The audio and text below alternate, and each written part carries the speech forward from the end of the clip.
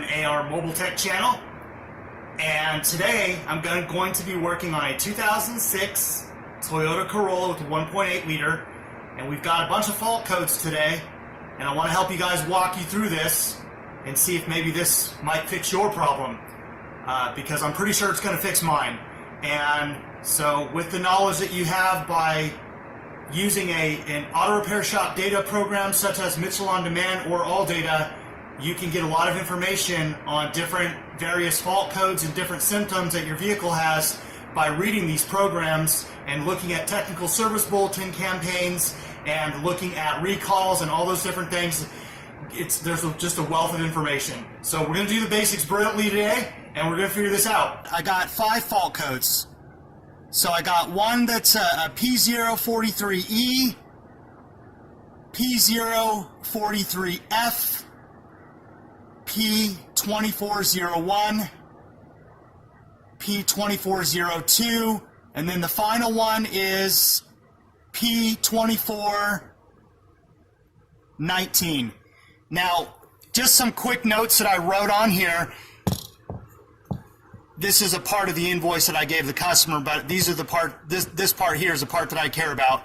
So there was a campaign started in January 30th, 2006. EG002-06 for replacing the charcoal vapor canister assembly.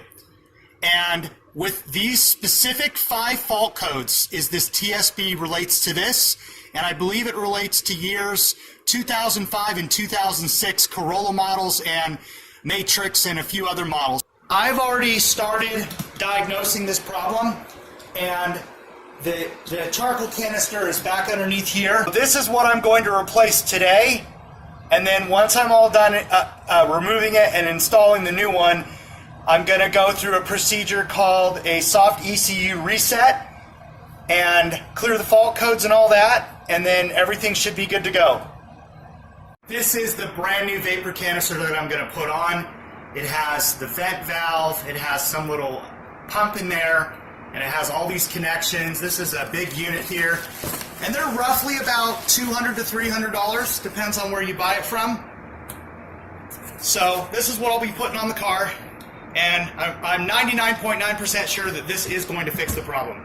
In an effort to save time and not have to make this a 30-40 minute video, this vapor canister is not that hard to take off.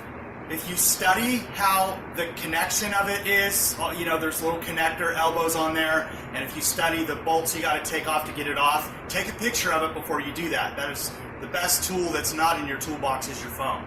So take a picture, and then that will help you when you go to put it all back together, and just be methodical about it. You don't have to spend tons and tons of time thinking about it. Just look at it, take a picture of it, and then just get started, and then the installation process is just the reverse of the removal. This is how it looks all installed here on the car, nothing taken off. Okay, so all you got to do is take this one off, take that hose off there, and take this connector off over here.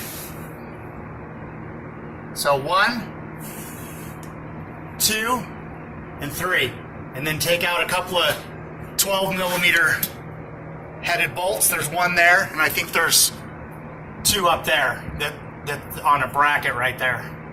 So it looks like 1, but I think there's another one over there. And make sure you take off the electrical connector, which is right over here.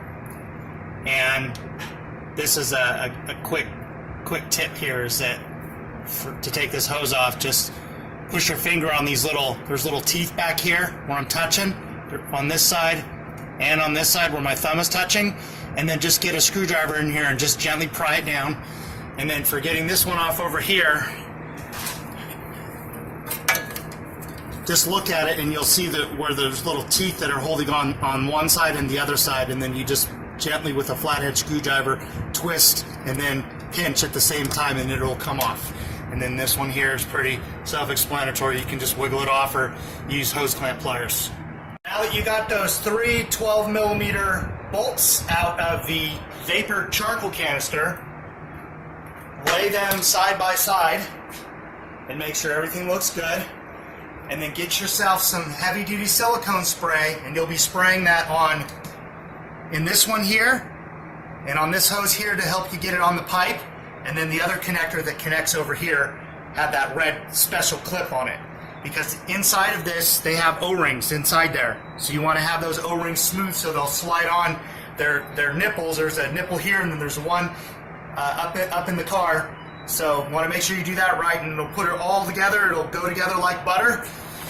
So once you get it all out, there's nothing here, nothing to see here, guys. So now we're ready to put the new one back in. If you like what I do on my channel, and this is your first time watching, maybe consider subscribing. I would really appreciate that. Support my channel. I have fun making these videos, and I love to help people, and I'm sure that you guys can tell by the videos that I make. And keep me going, you guys. I need my subscribers, I need my viewers, and I need my shares. You guys are great.